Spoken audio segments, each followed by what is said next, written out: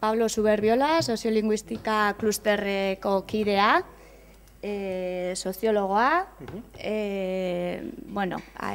hainbat ekimenetan jarduna, Lasarten Jakun elkartian, soziolinguistika klusteraren hasiera sorreran, ikerlaria, arrue ikerketa igual izango da ezagunenetako bat edo, eskola eremuan hizkuntzaren erabilerak zer non, eta klusterra erakunde bezala, noski hemen egoteak zentzu guztia du, ezta? Gu ari gera lurralde eta hizkuntzaren arteko loturak aztertzen, ikusten ari gera motivazio ezagutza erabilerak nolakoak diren, herri, auzo, kontestu zehatzetan, eta pixka bat ekarri nahi dugu ikustea soziolinguistika zientzia bezala duen garrantzia, eta ze noraino iritsi gara, ze bide egin den, ze aukera berri egon daitezken, eta pixkat eskatu diegu hausnarketari gurekin konpartitzea, badaukagulako sentsazioa soziolinguistika ezagutzak ere gizarteratzean behar handi bat badagoela, klusterraren egiteko bat ere horixe da, eta pixkat webgunean ikusi dut pixke bat nola azpimarratzen dituzten ideien artean, interdisciplinaritatea ere azpimarratzen duten, eta baita ere ikerketa aplikatua. Pixka bat errealitatean eragina izango duen ikerketa ere, ezta? Ikerketa ekintza horretan ere bai. Orduan, nahi dozunean, Pablo, eta aurrea. Bueno, eskerrik asko, egun on ere aldetik ere.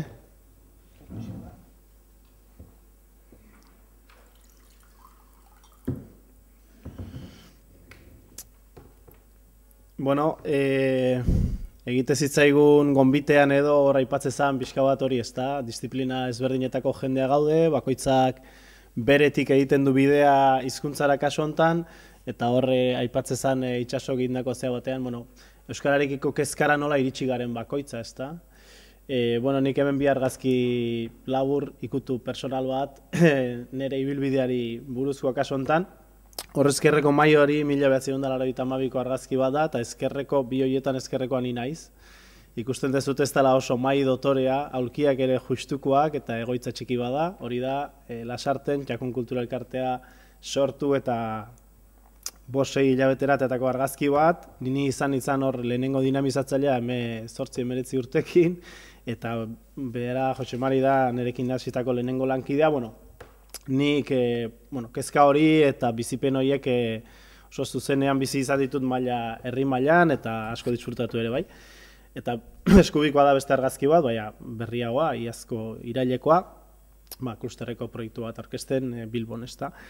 Eta, pixka bat nire ibilbidea hortik dator, nik nire ahotsa gaurkoa pixka bat hortik egingo dut, nik hizkuntzaren bizi berritze, beste realitate bateranzko bide konpartitu bat, herri mailan garatu dana hori bizitu dut, eta hortik hasi, eta gerora 6 elkartean eta klusterrean, egin dut beste ibilbide bat, horrekin, hortik datorrena nire kasuan, baina gehiago beste, ez dakit ez, ezagutzarekin, ikerketarekin, bide bat egin nahi duna, gero ikusiko dugunez, bere muga guztiekin ere, ezta, orduan, bakoitza beretik arituko danez, nerea pixka bat hortik.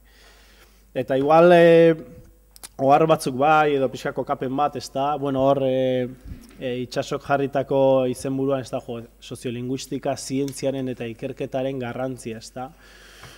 Zientzia loreak zerbait aipatu du hortaz, gaur egungo gizarte mendebaldea mentzat, badirudi zientziak esaten duna, hori dela, ez?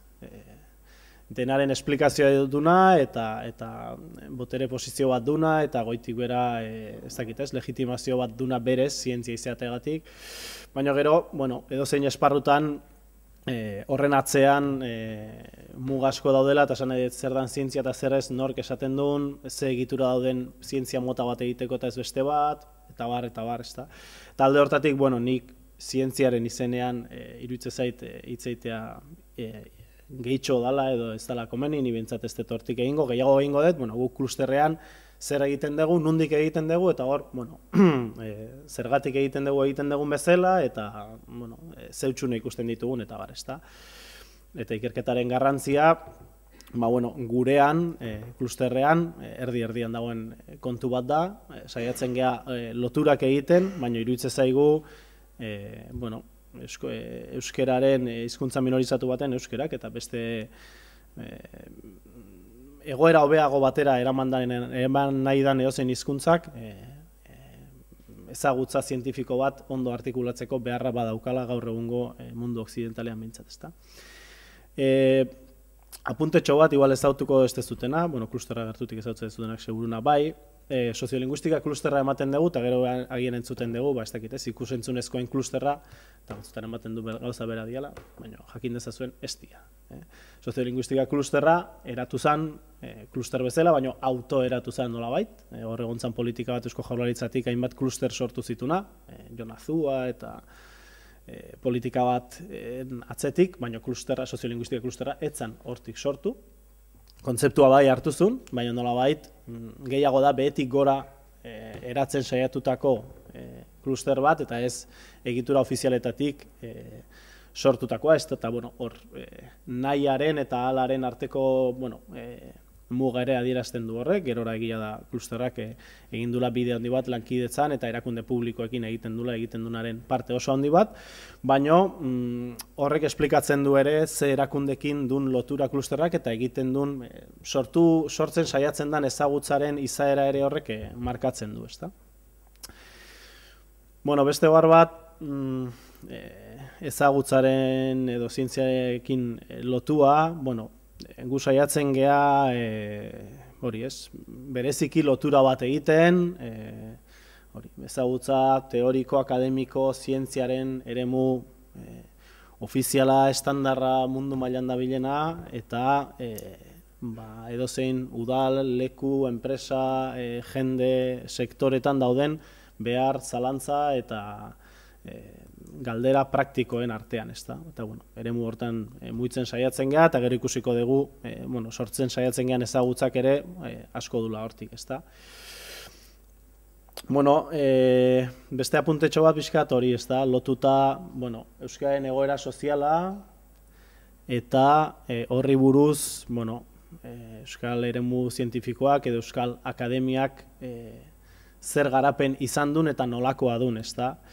Hiru ideatxo hortan ez da, bata, dela urte batzuk Mikel Zalbideri entzundakoa, uste dut Fishmanek esandakoa, Euskal Herriko kasua ezagututa, hemen hizkuntzaren alde egondan eta dagon ekimena, era guztietakoa, nola artikulatu da, gizarte aldetik ze jarraipen egin zaion hainbat lani, eta aldiz, zenbat baliabide dedikatu zaizkion, eta nola gure errealitateen gaineko edo gure aurrera bide posibleen gaineko, ezagutza zientifikoari, ezta.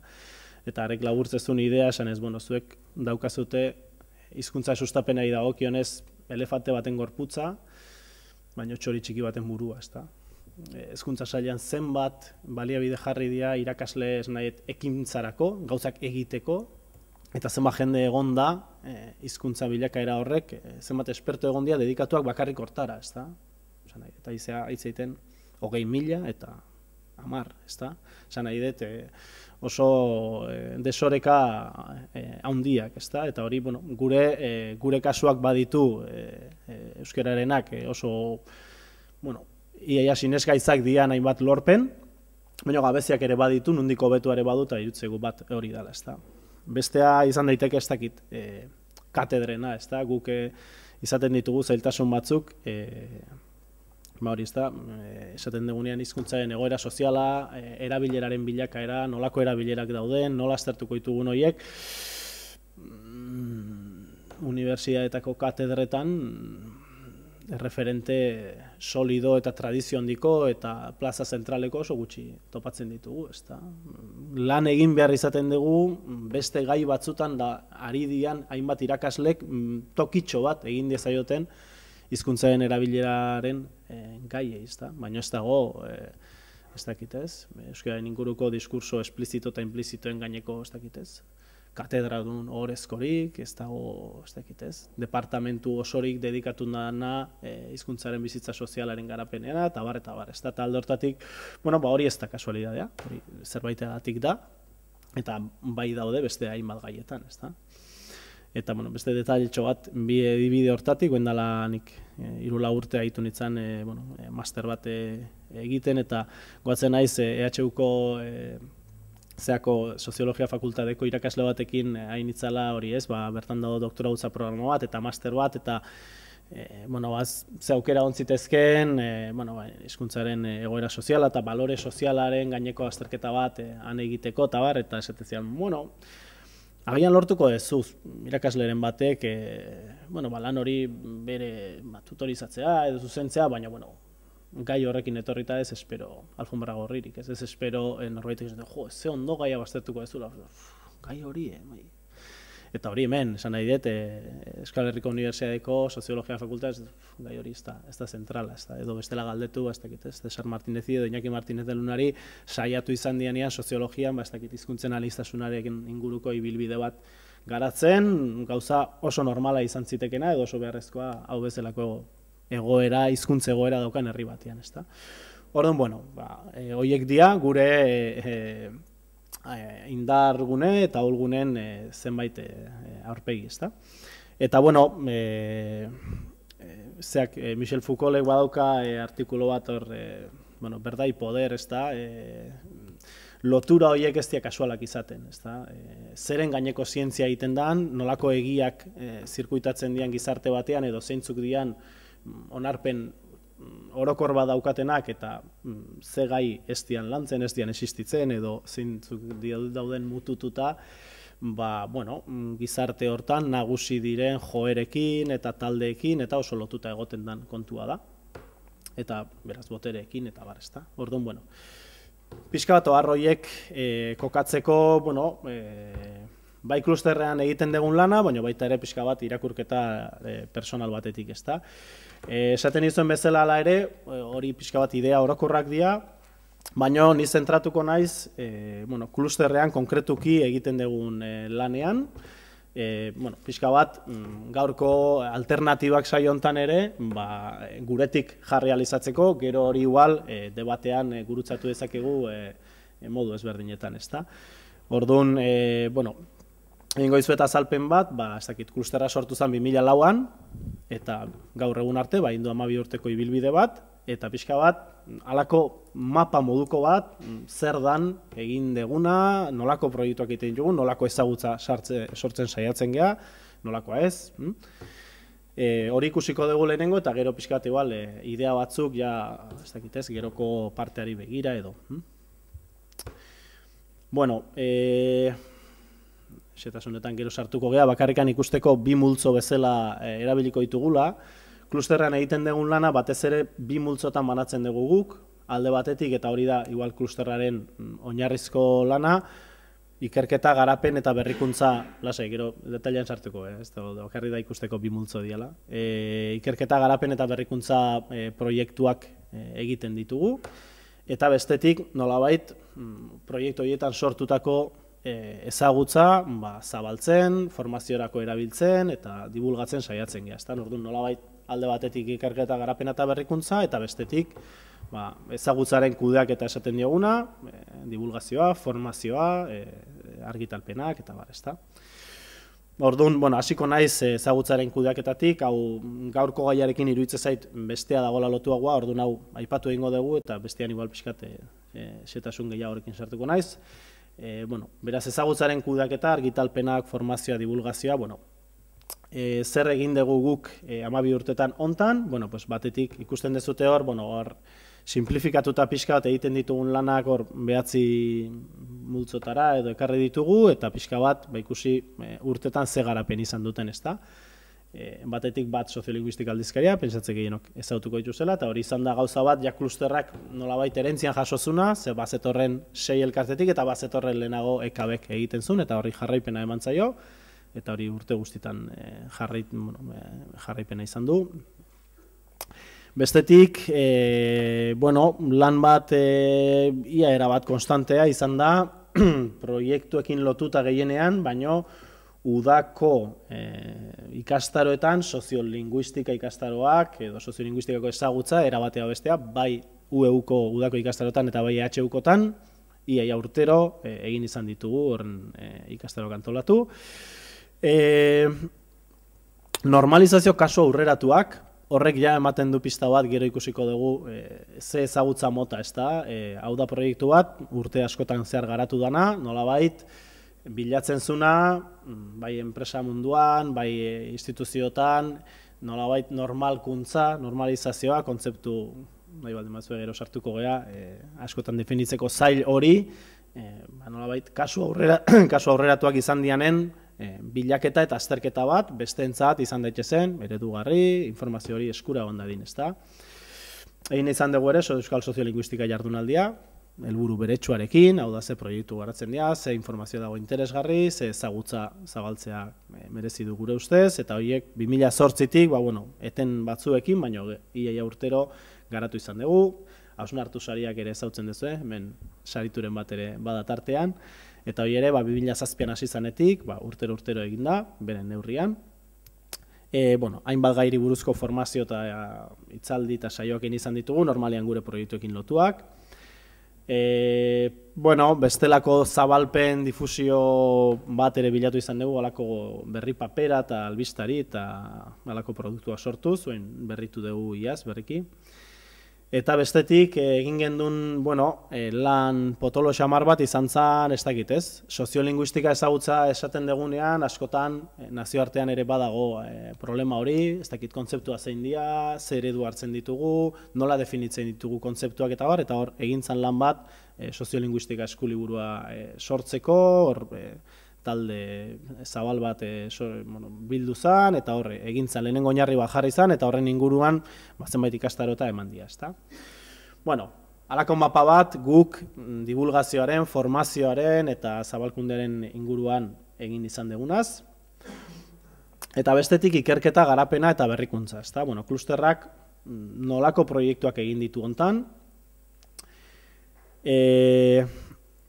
Hontan ere berdina, ikusiko dugu pixka bat urtez urte ze linea garatu dian edo. Nolabait multzokatu ditugu zeatan, 10 lerrotan edo, eta 11garren bat bestelakoekin, ezta. Igual zehatzago hemen. Batetik dago, ikusten dezuten lehenengoa izango litzake, behaketa bidezko erabileraren neurketa, zuetako asko ezautuko dituze, herrietan egin ditugun neurketak, kalean, behatuz, euskera gaztelania zenbat erabiltzen den. Hori da lan lerro bat hasieratik mantendu dana, eta hainbat proiektu egin ditugu horren inguruan, ezagunen haseguna hori ez. Euskal Herriko neurketa, 5 urteaz behin egiten dana, horrekin batea, hainbat herritan neurketak egin izan ditugu, metodo horren garapenean lan egin izan dugu, argitalpen bat ere badago horren inguruan, kalkulatu izan da, ze lagin, ze akastarte sortzen da, eta hor dago klusterrak egin dunaren lerro bat, hau ere bazetorren klusterra sortu horretik EKB abitutako bide bat zan neurrian. Beste lan lerro bat da, lan munduan, erabilera nola areagotu, eralan proiektua izan da hor oinarria, eta hori ere klusterra sortu zanetik, erabatea bestea urtero garatu dugun proiektu bat da. Eta hor, lan nagusia izan da, pixka bat, lan munduan euskarazko erabilera oztopatzen duten aldagaiak horien eragina nola gutxitu, edo areagotzeko balio duten aldagaiak nola indartu, ezta? Horiek izan dira, azken urtetan hor sortu izan ditugu eralanetik nolabait, bai liderrak eredu, jende aurrean erabili, bezalako proiektuak, ezta? Beste lan hildo bat izan da eskolako erabilerarekin lotua, eta hor arrue proiektua lehen itxasok aipatzezuna izan da proiektu nagusia, eta hori 2005 geroztik Eusko Jaurlaritzako Hezkuntza Sailarekin garatzen dugun proiektua da. Eta proiektu horren egiteko nagusia da eskolako ikasleen erabilera nolatan dan, gaur egun dan bezalakoa, nolakoa dan aztertze alde batetik, baina urrats bat aurrego jutea horrekin, eta da, aldagaiak aztertuz, ez zin zuzenean esan zergatik da dan bezalakoa, baina bai, aldagaiek norantz apuntatzen duzte, ezta? Fenomen hori nola da, eta nola dia aldagaien arteko harremanak ulertzeko nola hobetu daiteken, ezta? Beste lan lerro bat, hor laugarren bezala dakazutena, da hizkuntza ohituren aldaketan inguruan ardaztu duguna, hor Aldaitz proiektua da nagusiena, hor hasi ginen 2008an, hori ez, famili giroan, bikoteak, hizkuntza aldatu zutenak beren harremanean, horiek nola egin zuten, hortik pasa ginen lan mundura, eta hori ja gerora finkatu dugu lan hildo bezala edo Aldaitz proiektuan, eta da, aztergai nagusia da, gaztelaniatik euskerarako hizkuntza ohituren aldaketaren fenomenoa nolakoa da, eta hor ja interbentzioak eta hainbat gauza garatu ditugu, ezta. Beste arlo bat, klusterrean landu duguna proiektu bidez, da gazteen erabilerarekin lotutakoa, eta hor, ez da izan lan hildo jarraitu bat eta proiektu bakarrean ardaztutakoa, izan dira proiektu ezberdinak, baina horietan egon dira, ez dakit, gazten erabilera nolakoa da, nolatan da olakoa, ze faktorek eragiten dute, eta egon dira ere proiektuak erabilera hori areagotzea bilatzen dutenak proposamen ezberdinen bitartez, ezta? Bueno, hori izango litzake bosgarrena, 6. bat, adierazle sistemen ingurukoa, klusterrak egin du hor lan bat bi fasetan gehien bat, lehenengo, igual ezautuko zute, EDB sortu zen, Euskaren datu basea, eta geroztik 2012tik EAS edo Euskaren adierazle sistema sortu, eta horren garapenean ari gea, ezta. 7.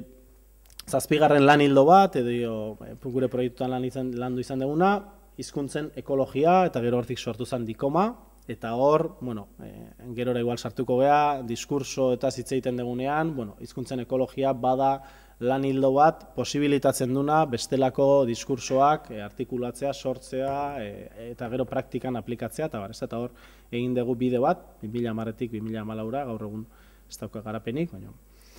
Lan hildo berriago bat, azken 3-4 urtetan garatu duguna, da ahozkotasuna edo ahozko hizkuntza, hezkuntza esparruan bereziki, hor mintzola eta hortik etorritako lankide batzuen oinarrian, berai landutakoaren oinarrituz garatu dugun lan bada.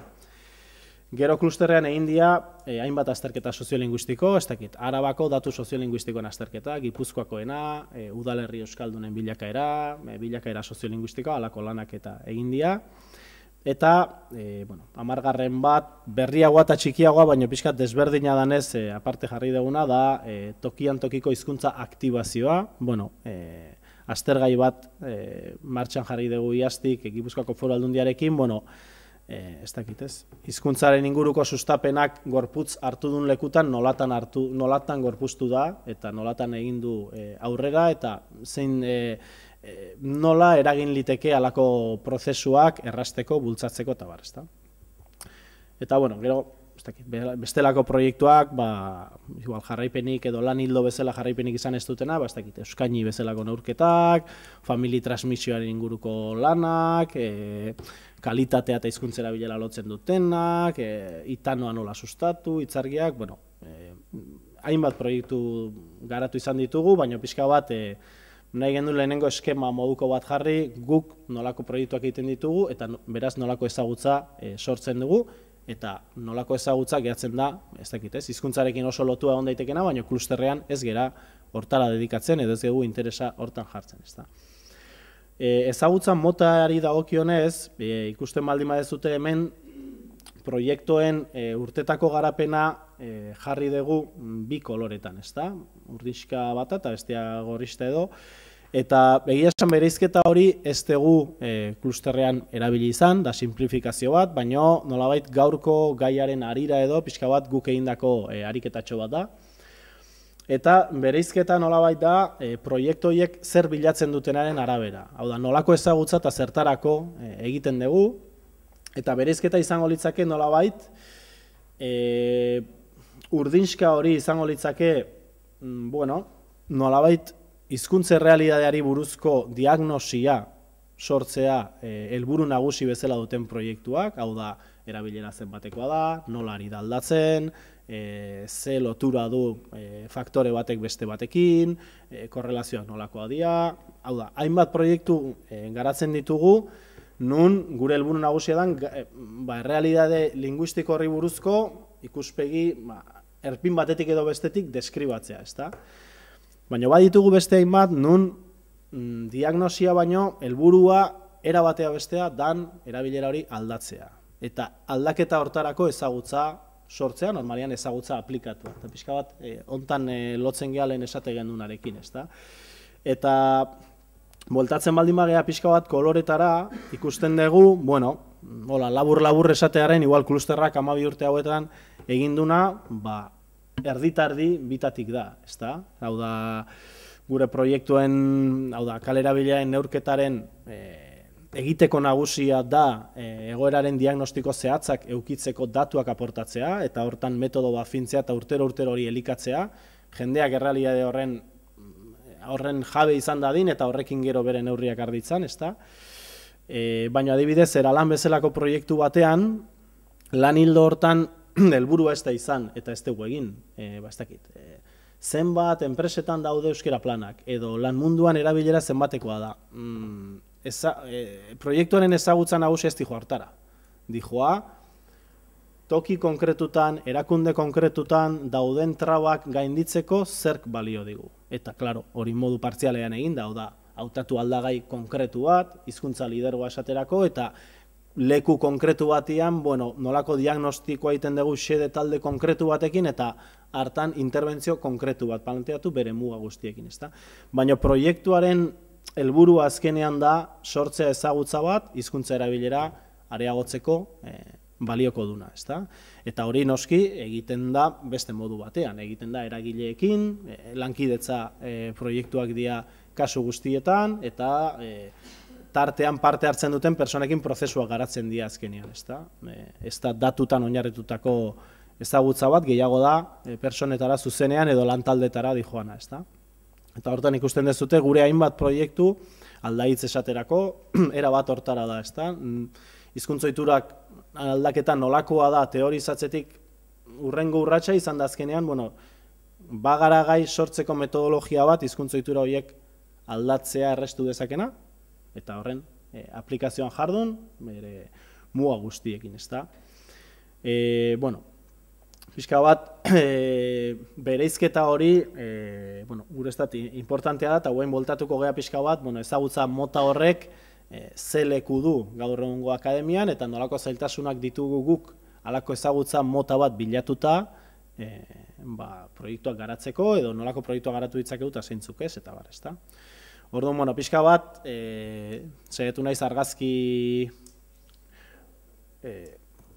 hori eskaintzen eta pixka bat hori, ezta, bereizten bi ezagutza mota horiek. Eta, pixka bat ja ontatik orokortze aldera edo, hausnarketa batzuk edo, idea batzuk izan ditezkenak gerora, beste arlotako lankidekin, konpartitzeko, gurutzatzeko edo, alde batetik hori, ezta, guk hainbat proiektutan, esaten izuen, simplifikazio hortan diagnostiko zehatz eta on bat eskaini nahian egiten ditugun proiektuak, eta nolabait erabileraren aldaketa bilatzera egiten ditugun proiektu horietan, hainbatetan izaten ditugu zailtasunak zuzendariak bilatzeko, topatzeko, lankidetza hori artikulatzeko, unibertsitate esparruan, ezta? Eta lehen esaten izuena, ez da hori kasualidadea, ezta? Eta iruditzen zaigu gizarte modura, ez dakit, ez? Oso diskurso ofizialetan lehen Loreak aipatzezun makillajea, ez dakit, ez? Genero edo berdintasun kontuetan, iruditzen zait, euskeraren aldeko kontuetan, diskurso ofizialetan, ez dakit, erabileraren aldeko jarrera batek, euskararen sustapenaren aldeko jarrera batek, euskal gizartean EAen behintzat nabarmendu posizio majoritario bat, edo hori plazan badao, onarpen oso zabala du, ezta? Ez daukana posizio zentrala da, hori lortu ahal izateko ezagutza aplikatu baten garapen gero eta ofizialduago batek, ezta? Eta hori ja da, pixka bat, gure kontraesanen ez dakit, ez, ari posible bat, ezta.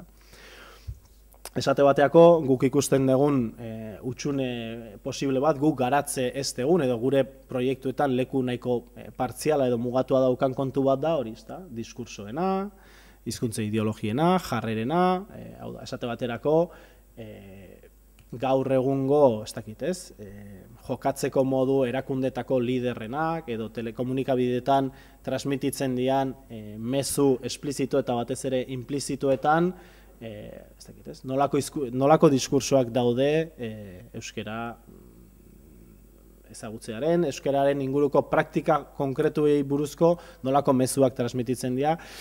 Halako azterketa sakonetarako plazak unibertsitateetako plaza zentraletan gaur egun Euskal Herrin ez daude. Bilatu berdia zeharka eta guretzat hor egongo litzake esparru oso potente bat, azken finean horren beharra badagolako, ezta? Hor Mikel Zalbide bere garaian aipatezun behar gendula halako clearing house edo nolabait jende bat hortaz pentsatzera dedikatuko zana, goi mailako rekonozimendu batekin, ezta? Iker Baskeko departamendu bat bezala, ezta? Hori gaur egun ez daukagu, gu gure txikian saiatzen gea, ez dakit, ez? Maila txikiago batean proiektuak eginez eta lankidetza horiek urtez urte artikulatuz, bueno, halako azterketetarako, ez dakit, ez? Legitimazio izango duen esparru bati, lekutxo bat egiten urte, ezta? Baina horrek ez du esan nahi, beharra handiagoak ikuste ez ditugunik, ezta? Aipatzeko igual bada, soziolinguistikak igual arlo bezala maila internoan badauzkala bere utxuneak ere, ezta? Hau da, ez da bakarrik ze leku ite zaion olako ezagutzari leku ofizialetan, akademian edo erakunde publikoetan, baita ere da soziolinguistika disiplinak nazioarte mailan ere kontzeptuak finkatze aldetik eta ezagutza konpartitze aldetik, bueno, mundu oso malgua eta difusoa dela, eta kontzeptu guztiek ez daukate aditu guztien artetik onarpen maila berdina, disiplina nun hasten dan eta nun bukatzen dan adostasuna ere ez da erabatekoa, eta bar, hau da, bada disiplina bat, bere zabaltasunagatik eta garapen mugatua izan dunez, eta izango dunez neurri batean, bueno, gero, sartuko naiz hortaz, baditunak bere utxuneak alde hortatik, ez? Hau da, soziolinguistika eskuliburu bat egitea, arlo bezala, ez dakit, zailagoa da, zientzia gaiagatik ere, ez dakit, ez? Arkitekturako edo medikuntzako eskuliburu bat egitea, disiplinaren ikuspegitik, disiplinaren barne, kohesio eta garapen ikuspegitik, ez da?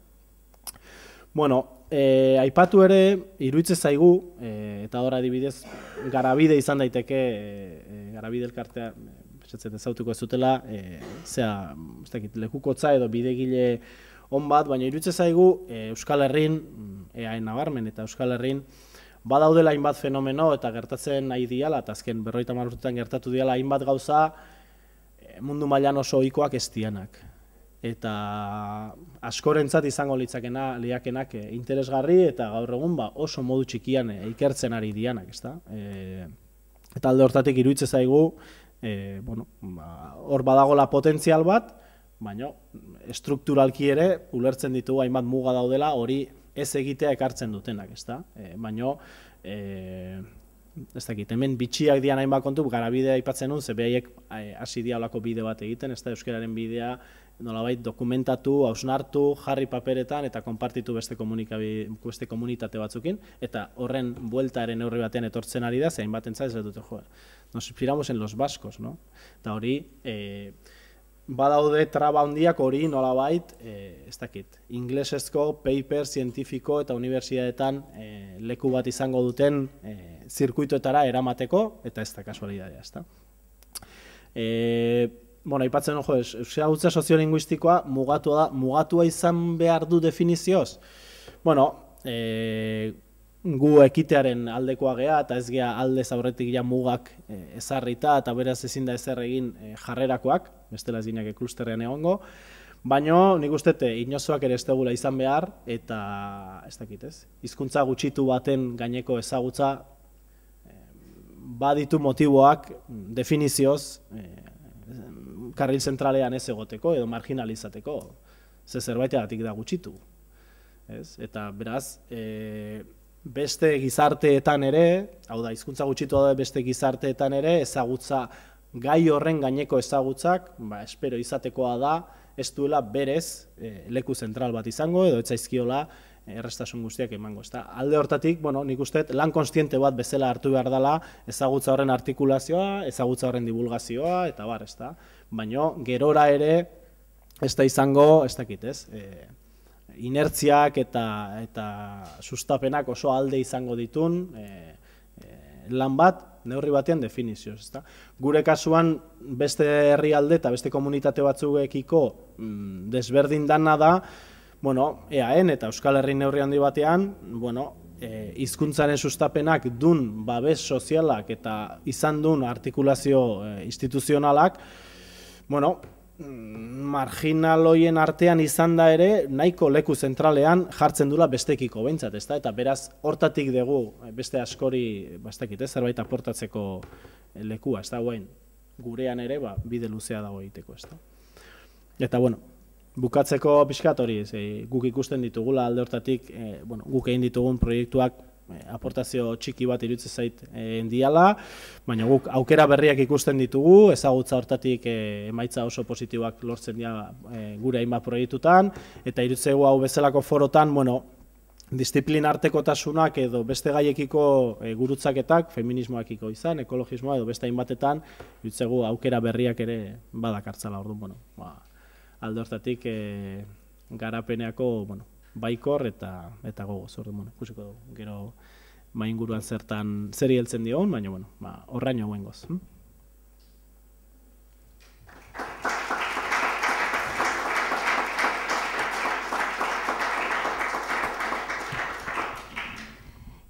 Mila esker, Pablo.